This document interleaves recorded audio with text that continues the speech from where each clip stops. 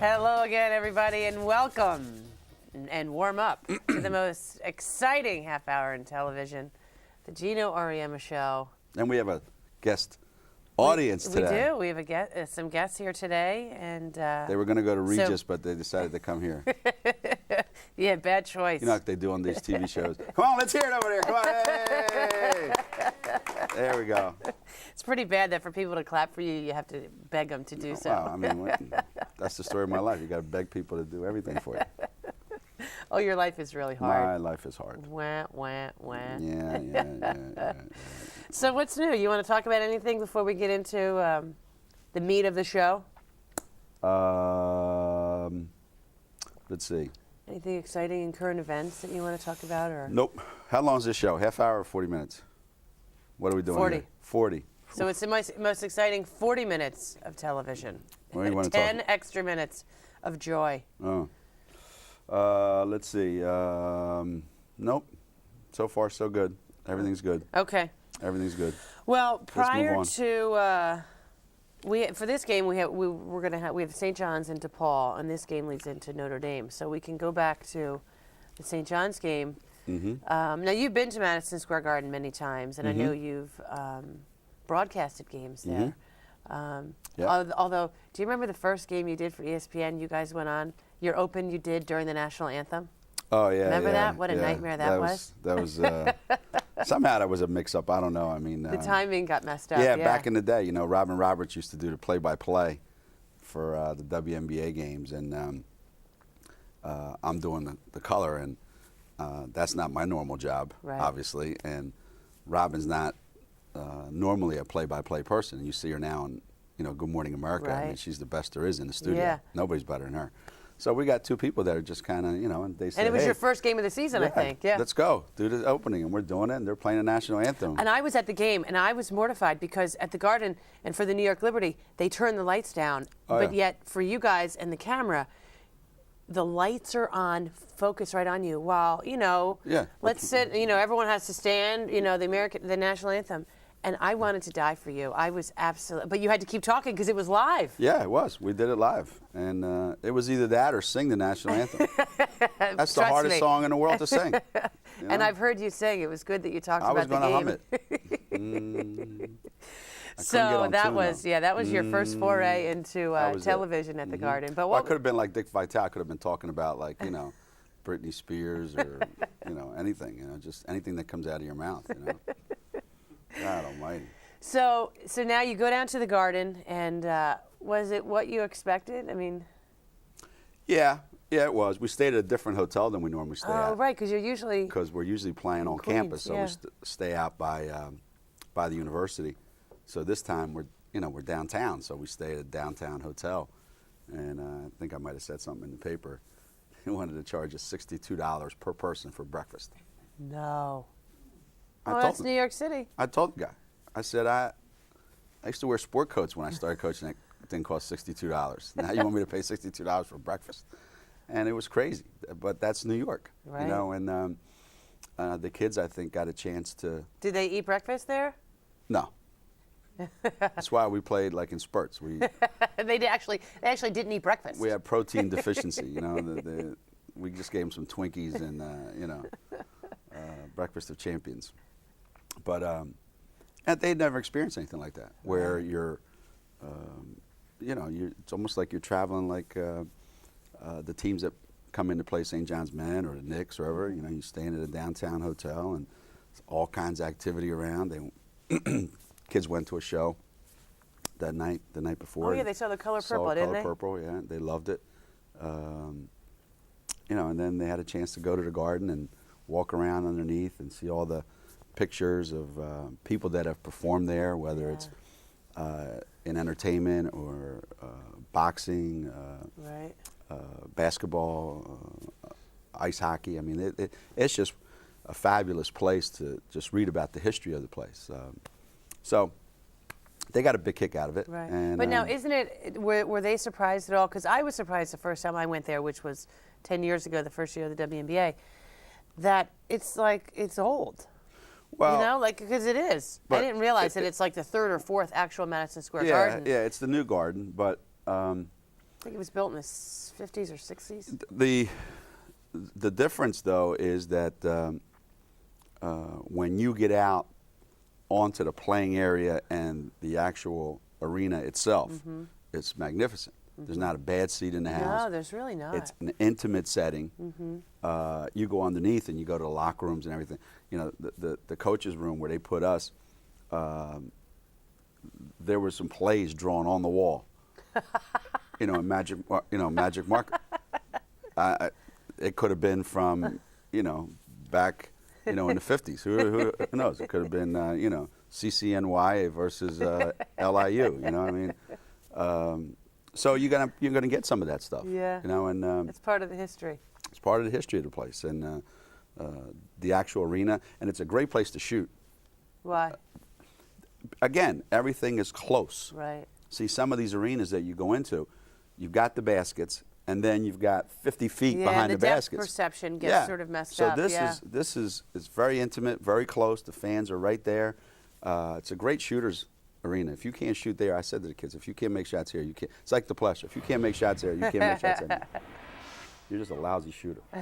And we started off great. Yeah. When we're able to get the ball inside early on,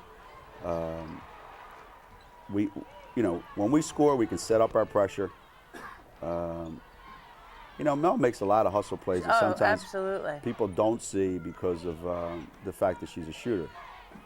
Speaking of which, and St. John's. Took your words to heart about not being St. John's able to was shoot? going to play zone, regardless. Their matchups weren't going to be good. Their strength is their guards. They're not very big inside. It's a nice kick out. Yeah. To find Mel. Tanya works on that with those guys. Driving it into the lane, getting the defense to commit, and then kicking it out.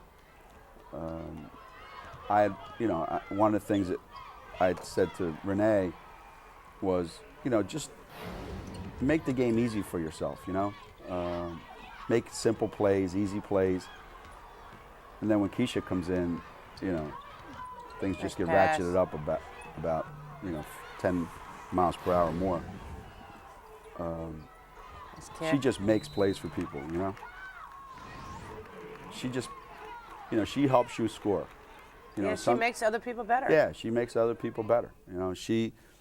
She's not looking to score herself, but because she's so aggressive and taking the ball from here to there, people have to respond to that. Right. Because she will shoot a layup. If you can't score, like the fact that she's able to make a couple shots now, if you can't score, it's very difficult to be a playmaker. Right. Because nobody guards you. Right. So you can't go by anybody, and you can't create anything for anybody. Right. So you have to be able to score yourself. Right. And then people respect that, and then you can go by them and make a play for somebody else. Right. Well, you were saying that you want Renee to be a little bit more of a playmaker like Keisha, and I've noticed a little bit. I feel like she's struggling because I think it's difficult to do that midstream. If you're a scorer, I've just seen her make some turnovers in the last couple games that she doesn't normally make. Well, she's not shooting as much, but she's too trying. Hard. She's yeah, trying too it's hard. hard. It's not an easy thing to do when you're, when you're the point guard. Sometimes you get caught. Should I? Shouldn't I? If you're Tina Charles, you don't have any decisions to make. Yeah. Just go up and grab it off the rim and lay it up. Yeah. You can't ask big guys to think. It just screws them all up. So if you're a point guard on our team, you got to make a lot of decisions, and if you can score, see like this situation right here, that's perfect. Yeah. That's what Keisha's best at. But see, Renee's going to take that shot. Right. And that's neither here nor there. That's 2 points. Whether Renee makes that foul line jump shot or whether you dish it off. Right. But we did. That's an NBA 3 right there. Right. But we did talk on the last show. Correct me if I'm wrong because we joked about what you said as we look at the stats from the game. How you want to feed your troops first, then take care of yourself. Yeah. Well, that's true. You have to do that, but there's got to be a fine line there. What numbers there? We'll get back to Renee. What numbers here are you happiest with? Happiest? Yeah, trying to be positive. Well, we shot 50% from the floor. If you look at the numbers, there's a lot of numbers there that stink. Right. Like 8 for 24. St. John's got more shots than we did. Yeah. Okay, they shot more free throws than we did. Right. We had the same number of turnovers. Right. They got more offensive rebounds than we did. The only thing we did better that day, excuse me, the only thing we did better that day was recruit. Well, We they had a recruited lot better. of injuries too. We recruited better players than them, and we won by 20. But in terms of the actual game being played, you know, if you look at the stat sheet, they did just as many good So things. now as we you did. wonder why I asked you what you were happiest with, because I knew that was going to be your reaction. I mean, I'm happy with our recruiting. We got Tina Charles, and we got Charday, and we got Renee and Kalena, and unfortunately, you know, they've got a couple kids hurt and missing, and we won by 20. All right. Well, you know, you talk about recruiting. We do have a question that came in, which I thought was a good one. Why are we Regarding answering questions recruiting. now? We usually save those to the end. Well, You're throwing we me were for a on loop it. here. Well, you know, I like to keep you on your toes. Okay. Well, the answer. question That doesn't is. mean I have to answer it. My contract says I answer questions at the end of the show, not in the middle. Oh, okay. I'll have to check the fine print. All right, go ahead. But regarding recruiting, you know, explain a little bit, because last week you went recruiting Mm-hmm. after, I forget what game you guys, where you were. Providence? Yeah. Mm-hmm. So you went on the road and you went and checked out. You know, talk a little bit about that and how, you know, what the assistants' roles are and what your role is, and that you do actually travel at various points throughout the season. Well, yeah. I mean, the schedule is practice, games, and on days off, generally speaking, somebody or some bodies are out on the road recruiting. Okay, so days you don't have practice, one of the coaches is out recruiting. I would say so. That's Wow. pretty much the case. For instance, we're doing the show today. It's Friday. Right. Chris Daly was out Thursday, yesterday, and today. You know, And was she looking at what age of well, kid? you know, high school, juniors for the most part, sophomores, some cases. It's you know, I went to Florida first thing Thursday morning, and I came back Last week? Yeah, and I came back Friday morning, then go to practice. You know, come here, do this, go to practice. Next week we have. Last night Jamel went to a game. We have 2 days off next week, the 7th and the 8th of February, and I'll be going both of those days. Wow. So it's nonstop. It's never And the ending. recruiting is, and every coach has said this, and I remember when I was coaching, recruiting is the hardest part of the job.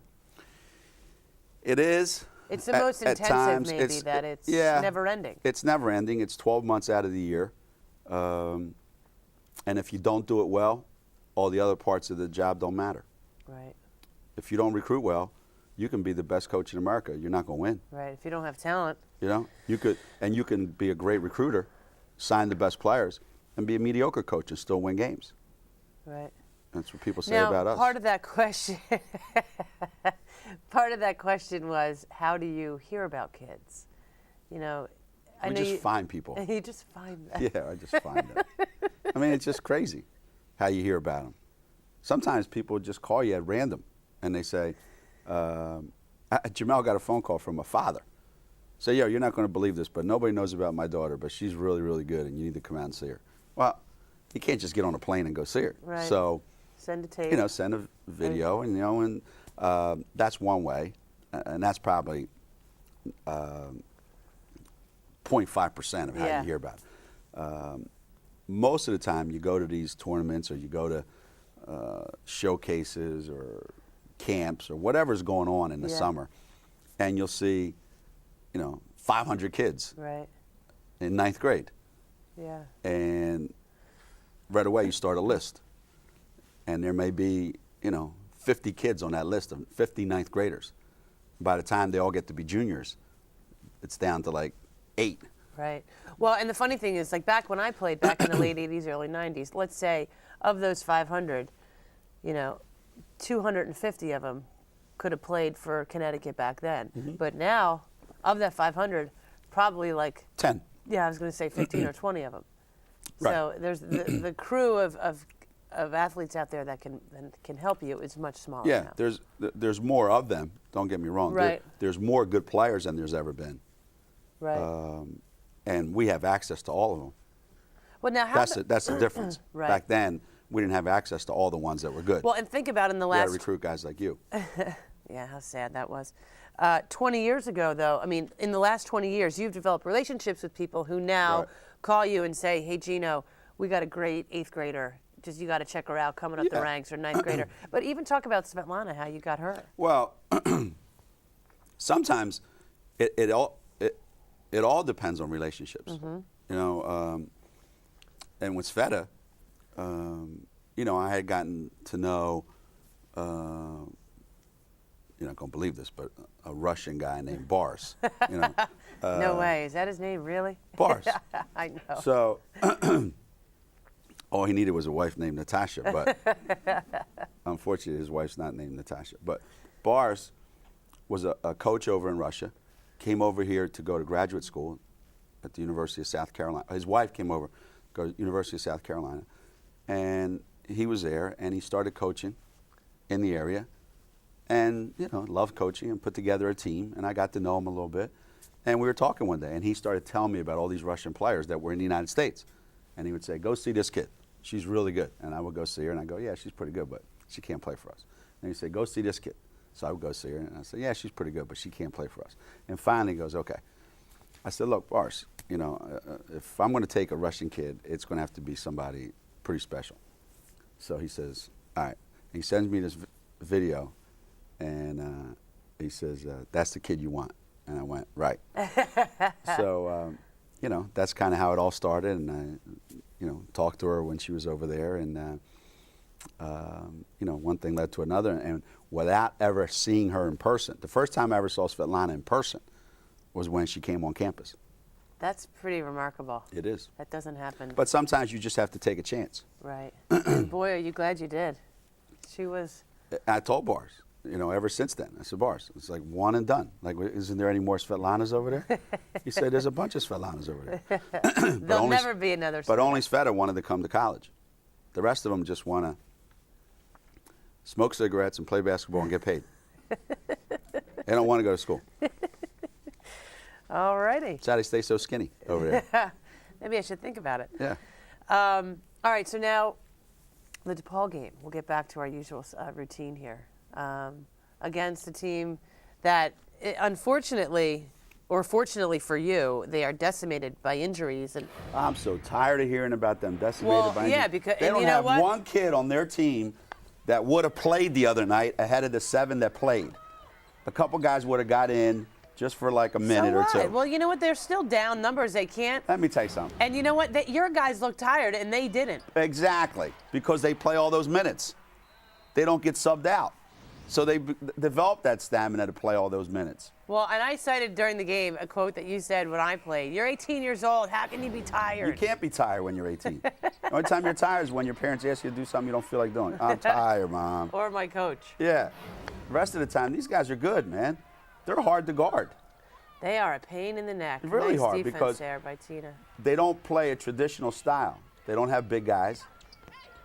That's clean They're out of like, best right yeah, there. they're like Connecticut years ago. Well, You know, they got a 6'2" guy. yeah, they're not 6'1", big. and the rest are interchangeable. And they all can handle the ball, and they all can pass it a little bit, and they all make shots. Look at Kalina Green come out of nowhere. She is See, that's the just thing that she does amazing really on well the because boards. you can't get a piece of her. No. See how skinny she is? See, big guys, when they come in and rebound, they lumber in there, and you can, like, get your body in front of them. It's hard to get in front of Kalina. No? It's hard to get in front of Kylie, too, Well, yeah. for different reasons. Yeah.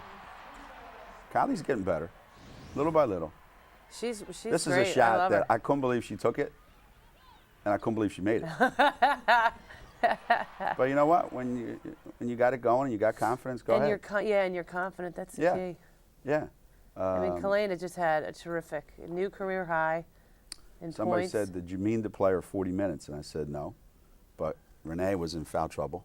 Mm-hmm. Sade was in foul trouble. So Kalina ends up playing 40 minutes. Which, She didn't look tired, who? Kalina. She looks the same the whole time. I know. She never changes her No, expression. she looks the same all the time. Although I can tell. Yeah. I can tell. Yeah. I can look at her face and I can tell. Even though she was in foul trouble, I mean, she still finds a way to get in. Where did they get this picture of Sade? The media guide. I don't know. Look at that picture. Does that look like a basketball player? It's the media guide picture. Come on. Well, let me tell you what. My girl Sade has got She looks some like she's great going to go hairdos. shopping. We have a great question. Someone asked and said, "How can she have with the beautiful hairdos that she has? How long does it take? Where did she get it done? And how does she have time to go to class and play basketball and do everything else?" She doesn't come to practice. She doesn't go to class. That's not true. She just does her hair. Well, it looks good. She has a full-time hair person. They said, "You have tutors?" No. You have guidance hairdresser? counselors? No. But we have a personal hairdresser for every kid. Manicurist, pedicurist. Boy, did I go there at the wrong time. Yes, you did. Yes, you did. I told Sade, I said, Sade, sometimes you get tired because your hair weighs 30 pounds. Carrying all that around is very difficult to do. But who do I know? Look at it. You can't even see her number. What number is that girl? She's the one with the hair all the way down to her There's butt. Kalena again knocking down the jumper. See, Second half, these guys gave you. I mean, they shot the ball well in the second half, but well, you know what? So did we. Yeah, so did you guys. It's like and we had to because we couldn't defend them. Somebody says, DePaul shot really well. I said, yeah, there's shooting drills. When you're wide open all the time, how could you not miss? See? 2 in a row of those. Yeah. And it went from 9 to 17 Whoa. in a minute, like Could this. that be what Doug was talking about after the game about some of the fouls that you guys committed that weren't called? I said, Doug, the kid fell down. I said, Doug, the kid fell down. Nice take. Renee, from that spot in particular, Renee never misses, No, she especially doesn't. when she gets fouled. That's right. Renee misses wide open shots. She doesn't miss driving layups with people hanging all over her. And a nice foul line jumper there by Sade. Look at that play. That's a tough shot to make. That is a tough, tough shot to make. And Look I at this. love. Look at this. I See, mean, she just jumps over you. She does. She is just so fun to watch. She just jumps over you. Now look at the numbers here. Okay, we shot 49%, 48%. That's the highest anybody shot against us in 2 or 3 years. It's 48.5, so I would say 49. Okay. I'm going with the old school math. All right. So free throws. 19 for 27. That's the best we've shot in a long time. Yeah, you've never been in the 70s all year, I don't think. No, and that was really good. And Doug was saying, how do we only get 6 free throws? How you only get 6? I told them every time you shot the ball, there was nobody within 20 feet of you. How are we going to foul you? You guys were so wide open. You did say that. How are we going to foul you? I said, at least if we had somebody in the area, we might have touched you. But every shot they took was wide open. It was. And they had more points off of turnovers than you did. It was 21-19. Don't get me started. I mean, it's just, yeah, it's 21-19 because they're efficient on offense. They don't screw around. Yeah. They don't throw like 75 passes. They come down. They're a little bit like us in that respect. Right. They want to score quickly. So there was 2 teams the other night that both wanted to play the same way. The only problem is they're a little bit better at it than we are because they don't have to wait for their big guys to get down the floor. Right. They were playing 5 guards sometimes. And I said to our guys, I said, if we don't take advantage of the mismatch we have with our big guys, then we might as well play 5 guards. Right. Yeah. So if we're going to play Brittany and Sade, we got to throw it to them inside. But what they do is they get you playing, if you're not careful, So frenetic. the way they play. They'll come down and fire up a jump shot. You'll go down and fire up a jump shot. And you guys fell into that in the first half. And you just keep doing that. And finally I said, wait a minute, guys, we've got to throw the ball to our big guys. Otherwise, it's pointless to have them out there. Right. So eventually we started doing that, and plus we started making more than one pass. Right. Guys were treating the ball like it was a hand grenade. As soon as they caught it, they throw it up at the rim. Like pass the ball to one of your teammates, please. Well, you had mentioned, we talked briefly about free throws, and you've made mention in the past of how you guys make free throws in big games. And this is traditionally you have. These are this year's numbers. Yeah. Free throws in big games.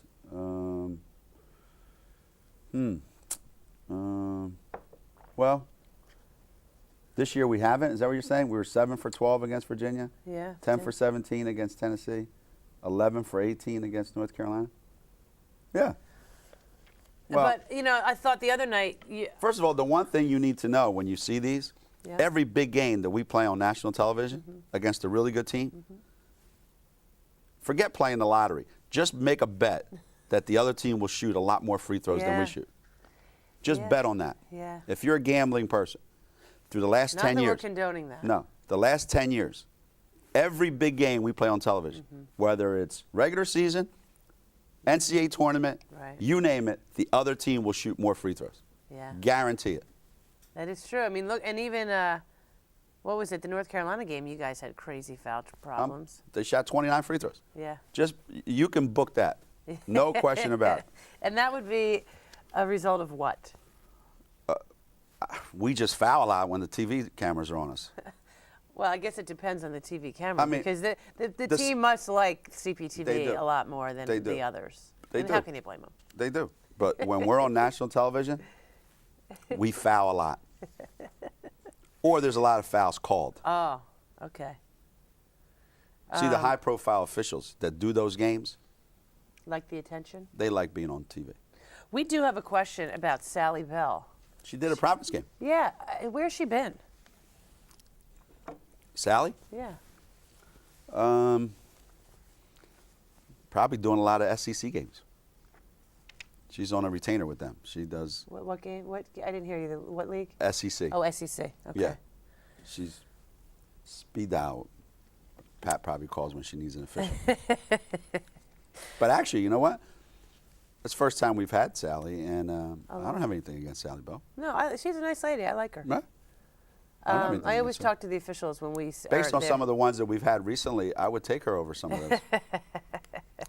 I think this could be why you get into trouble in big games because Why? of things that you say.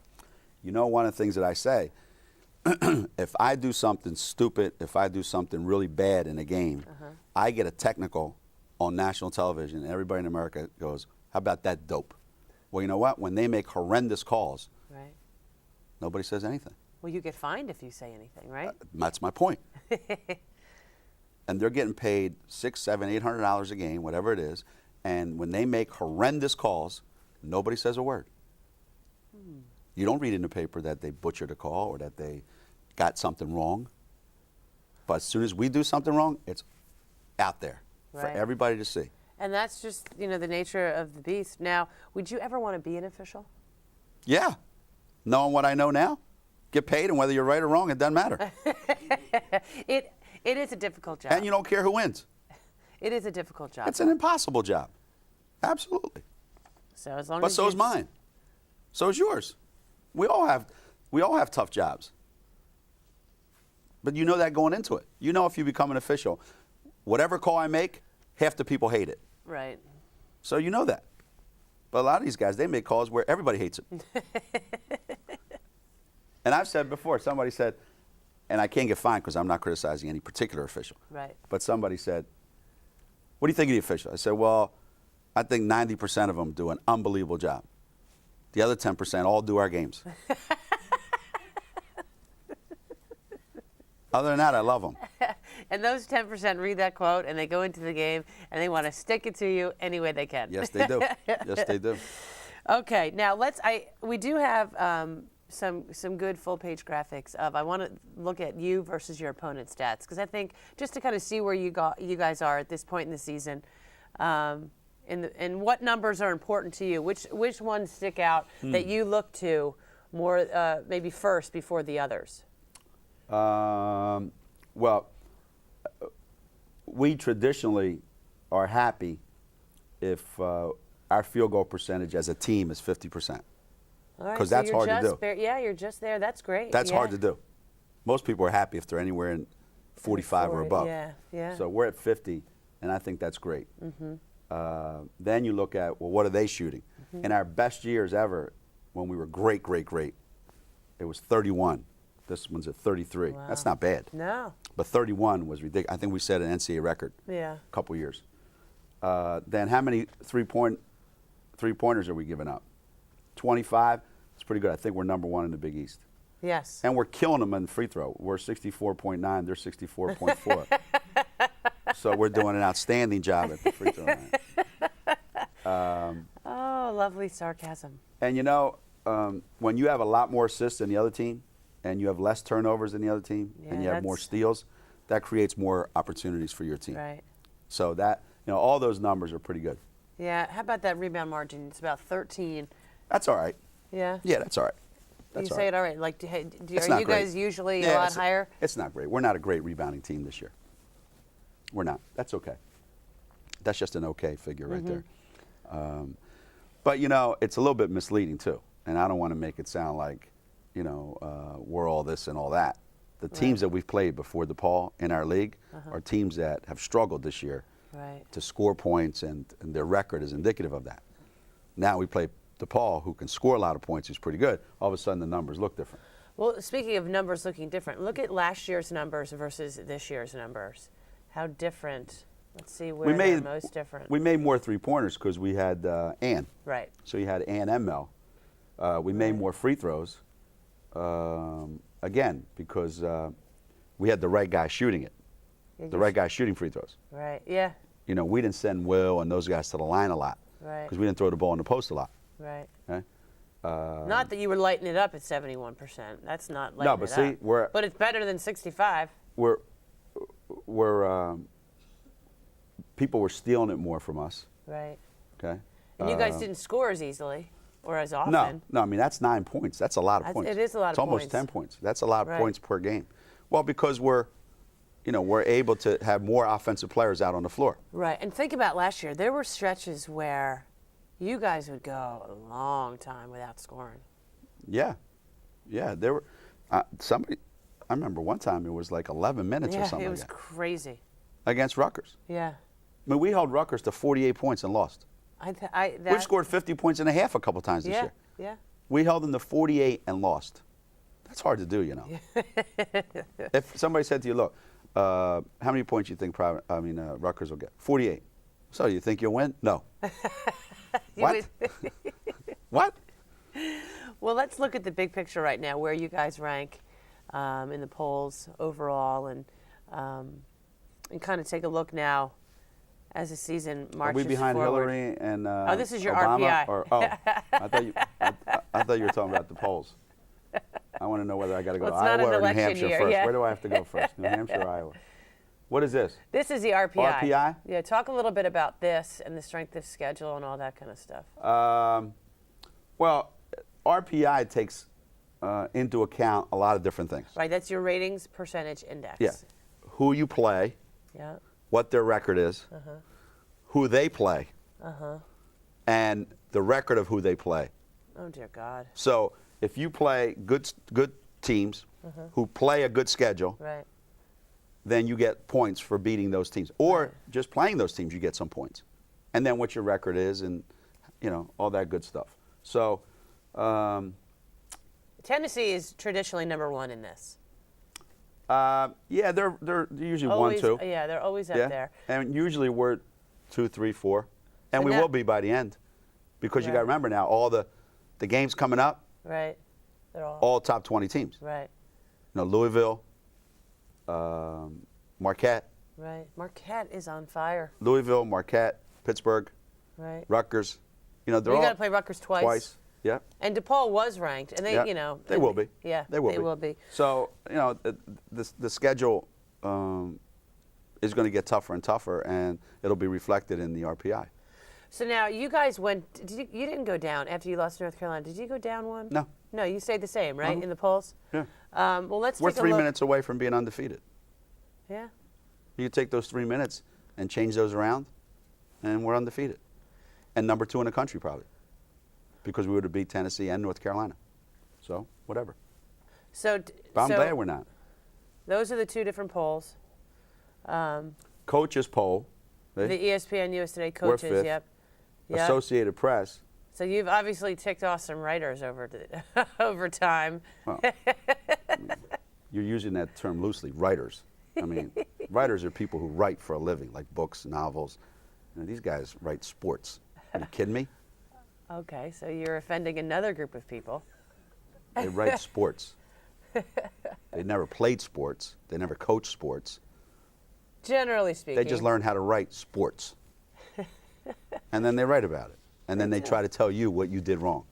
That's the other thing. I would like to write a column every Sunday and talk about some of the dumb stuff the sports writers write. Well, you know some what? of the predictions that they make. Right. I mean, I do get frustrated at times with, whether you read it or see it on TV. But especially with college sports, I think sometimes people forget that you're reporting on kids, and they can be so mean and critical. And like, I understand, but you make a choice to play at a place like Connecticut, so the media. Hey, it's a blessing and a curse. Let me tell you how screwed up the media. But you like to read, and you want your team covered, and you want the attention. I don't have a problem with that.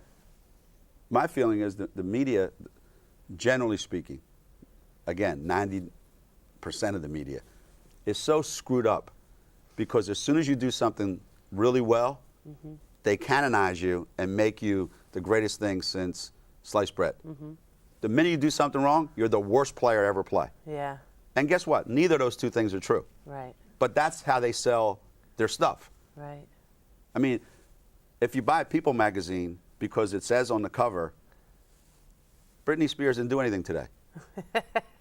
No one would buy it. Britney wore her underwear today. Well, nobody's going to read that. Nobody's going to read that stuff. They only want to read stuff that you go, oh my God, right. So if you write a column about a kid and you go, you know what? That kid went to a homeless shelter today. That kid had 14 points, 10 rebounds, and other than that, just went to class and had a nice breakfast. So what? Yeah, nobody wants to read that stuff. Who cares? I think it's bizarre. It is bizarre. Well, let's get into the Notre Dame game is coming on after this remarkable show. But I hate Notre Dame. Why? I just hate them. You hate. Now, this is interesting. Do you hate the players? No. You hate the school? I just hate the name. I hate Notre Dame. So you hate Notre Dame? No, that's the cathedral in France. I love that place, but I hate Notre Dame. How about Muffet, though? Your girl from Philly? Muffet's fine. I remember Muffet when she was in high school. Muffet took my place at St. Joe's. I left St. Joe's to go coach boys basketball, and Muffet took my place. That's great. I've had a great relationship with Muffet. Yeah, she's great. I just hate Notre Dame. Ever since I was in high school. That's all you hear, Notre Dame, Notre Dame. Shut up. And they won't help us in football. The Big East, yeah. Although pretty good chance we're going to play them. I read the paper. Said we might be playing Notre Dame in football. But didn't you just say you read stupid stuff from the paper? Yeah, exactly. Well, let's talk. We have. I hate Notre Dame. I'm sure they hate you too. That's why it's a great rivalry. Their leading scorer. We have a full-page graphic. Go ahead. Sherelle Allen's great. Yeah, she's a great player. She is really good. She's really good, and she's getting better all the time. They kind of missed her last year because she was out. She didn't really. She had knee surgery, and then came back. And was never at full strength. It's just starting to come back to her, and she's really good. I love watching her play. She reminds me a lot of Kalina. So who's going to match up against her? For us? Yeah. Nobody. We don't have anybody that can guard her. We just have to outscore them. That's the fun part about this year. I don't have their stats. What are they? How many points they score a game? Notre Dame, they're like mid-70s. Okay. But again, against us, they could score 90. Yeah. We're not a great defensive team right now. Why? We're not very bright, basketball terms. Mm-hmm. So that hurts you against teams that now, when you say lot. bright in basketball terms, does that mean like team defense and helping on weak side? That see sort of things before they happen. Okay. I like to term our players this year as they say, how would you describe your team? V8. Explain that. Every play that happens on the court, they go, oh, I should have had a V8. They see it always after it happened. That's a problem. While it's happening, before it happens, 0. As soon as it happens, you can tell them. They turn around. They're like, this is kids' favorite sayings today. My bad. Oh. Some kids, that's their middle name. My bad. It's their nickname. I'm not kidding you. Well, who on your team is the best at that? Who? Jamel. Okay, she's an assistant coach. Oh. That doesn't work. Tanya. Oh, the other assistant coach. Chris. Those are our 3 best defensive players. Keisha's done a great job defensively. Yeah. Keisha has become a much better defender. So Renee's not as good a defender as she could be, but at times she's very good. Kalena, and I said this jokingly, but I actually mean it, couldn't guard anybody in this room, including the cameras. they do move these cameras, you know. Well, they move. If you just moved them a little bit, they would score on Kalena. Now that can't be. I mean, Tina, did you see Tina the other day? And Brittany, that little kid, the kid Smith from Capri DePaul. Smith had that light mini jump hook is tough to guard. Maybe the first time. The 4th time she shoots the same shot shouldn't be that hard to figure it out. I could see the first one. Oh, and on Tina. Tina's a freshman. So the kid scores twice, the same shot. Now you bring Brittany in. Brittany, what were you watching, a movie on the bench? The kid's going to do the same thing to you that she did, and she scores. Then you bring Kylie in. Kylie must have been in the back, you know, doing her nails or something. Because she goes in, kid does the exact same thing. And Cassie's sitting on the bench when the kid catches it and she's going to hook it. Now, is Cassie, would you say, of the kids on the team? Maybe Cassie's not a bad defender. So she sees Megan Garler's a really good defender. I know the question. So why didn't you play them? Stupid. Because we had to outscore them. Right. We had to outscore them. But that's what we're dealing with now. Oh. The basketball IQ of kids today, if they got like super, super smart, they would just be dumb. The basketball IQ of kids today, pathetic. Why? They don't practice. Somebody says, well, they played 100 games in AAU. Yeah, and they practiced twice. Right. They don't practice. They don't have fundamental skills. So when you get them, it takes forever to teach a simple thing that they should have learned when they were 15. But they don't have it. Right. And it's hard to break habits that, you know, when you're 18 and you come with certain habits, it's hard to break those. Right. But and so people don't understand, these kids are coming in All-American this, All-American that, yet they don't have, no one knows that they don't have the fundamentals because not only were they not taught, they probably didn't need them at their high school level. You know, like Sade scored over 3,000 points in high school, 3,300 points. Yeah. And there were no words in Sade's vocabulary when she was in San Diego that began with the letter D. 0. It was all get the ball and score, get the ball and score. Somebody said defense, she'd go, huh? It's not important when you're in high school and you're scoring 5,000 points. True. So when you get to college and all of a sudden the kid you're playing against is just as good as you are, it's a problem. Interesting. All right. Now, did you and Kylie McLaren make a bet on who would lose more body fat? No, we didn't make a bet on who would lose more body fat. There's no sort of challenge at all? There was a challenge as to percentage, but not body fat. What do you mean by percentage? Well, you take how much I weigh, you take how much she weighs, and let's say you come up with an arbitrary number, 10%. Right. So 10% of my number. So you have to lose 10% of your weight, and she had to lose 10% of her weight. Right. Now, was there? I said to her, there's no way you can lose. You got to win. Right. So you're more highly motivated than I am. You're at practice every day for 2 hours. Right. You know, you play all the time. You know, you watch what you eat. You know, you got trainer, nutritionist. You got all these people helping you. Mm-hmm. Me, I go home and I eat. You know, and 11 o'clock at night, if I want to eat ice cream, I eat it. If I want to have 2 glasses of wine, I have it. So I got no chance to win. Is it over? Is the bet over yet? Or? No, got till February 1st. Really? So the end is drawing near. Are you? How are you doing on your end of the bargain? What are the stakes aside from maybe a porterhouse? I think if what's today? Today's Friday, but it's airing on Sunday. But what's the date today? 27? 26. Today's the 26th. So between now and February 1st, if I only have 2 glasses of water and nothing else, I got a chance. Small chance, but I got a chance. Hey, it's all we want in life is a chance. I just want a chance. All right, Coach. Thank you again That's for your it? time. We're done. Oh my Time God! flies No and questions. You're having a great. Well, we were doing questions. I was And hoping you we wouldn't get stop some other talking. So questions. what can I do? It's a talk show. What do you want me to do? Dance? Oh man, that's next show maybe. Jeez, Folks, oh, thanks man. for watching. The Notre Dame game is Just coming up remember, next. hate Notre Dame. I hate Notre Dame. We'll see you soon. And you should hate them too. And they hate him.